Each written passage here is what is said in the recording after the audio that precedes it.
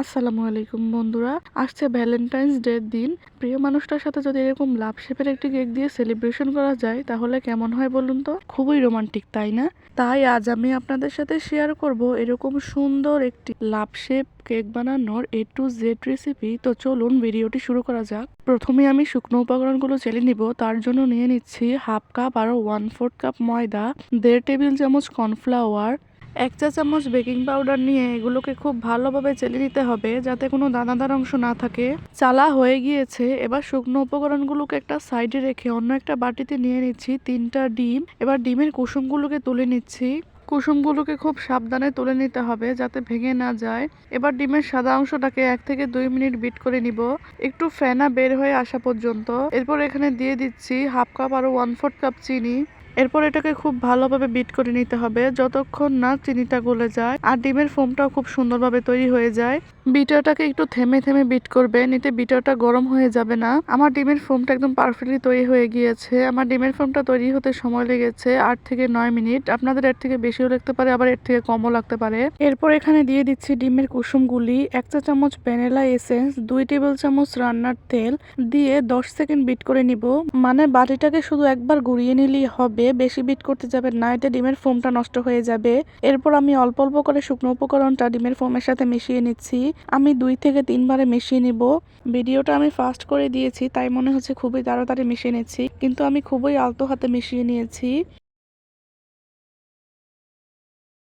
শুকনো উপকরণটা খুব ভালোভাবে মেশানো হয়ে গিয়েছে। এবার একটা স্প্যাচুলা দিয়ে আমি চারদিক থেকে ডিমের ফোমটা আবারও মিশিয়ে নিচ্ছি যাতে ভিতরে কোনো শুকনো উপকরণ থাকলে সেটা ভালোভাবে মিশে যায়। আমার সম্পূর্ণ ব্যাটারটা মেশানো হয়ে গিয়েছে। এবার আমি একটা 7 ইঞ্চির লাভ শেপের মোল্ড নিয়ে নিয়েছি।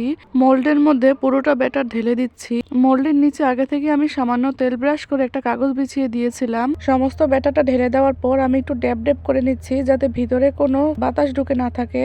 এবার আমি এটা কড়াইয়ে বসিয়ে দিচ্ছি। কড়াইটাকে আগে থেকে আমি 5 মিনিট প্রিহিট করে নিয়েছিলাম।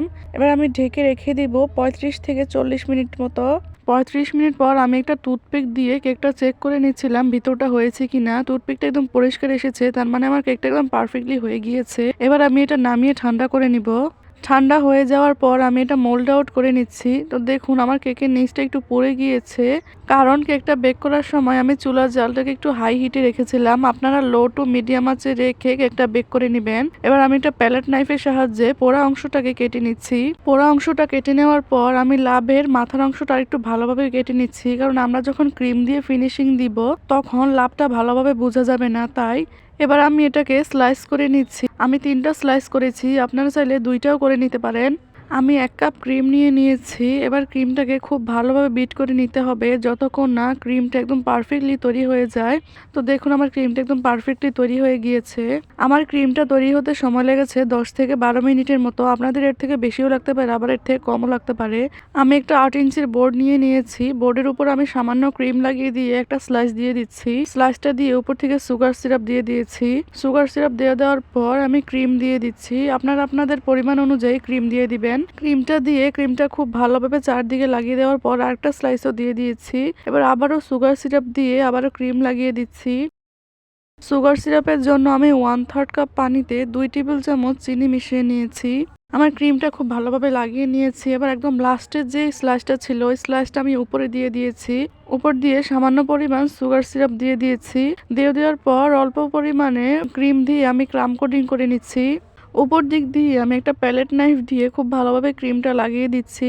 উপর দিয়ে লাগিয়ে দেওয়ার পর সাইড থেকে একটা স্ক্র্যাপার দিয়ে আমি ক্রিমটা ফিনিশিং দিয়ে দিচ্ছি। ক্রাম কোটিং করে নেওয়ার পর আমি একটা পাইপিং ব্যাগের মধ্যে ক্রিম নিয়ে সাইড দিয়ে আর উপর থেকে ক্রিমটা দিয়ে দিচ্ছি। ক্রিম দিয়ে দেওয়ার পর আমি একটা স্ক্র্যাবারের সাহায্যে সাইডে ফিনিশিং দিয়ে দিচ্ছি।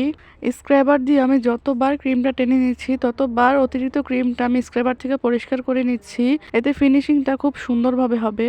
এবার উপর দিক থেকে একটা প্যালেট নাইফ দিয়ে আমি ক্রিমটা ভালোভাবে লাগিয়ে দিচ্ছি। উপর দিক থেকে লাগানোর পর আমি আবারও স্ক্র্যাবার দিয়ে চারদিক থেকে ক্রিমটা সমান করে নিচ্ছি।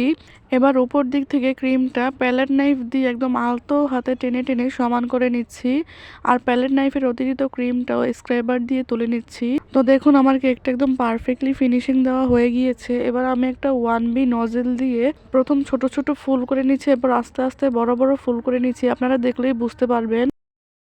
এভাবে আমি পুরোটা কেকের মধ্যে ফুল করে নিয়েছি।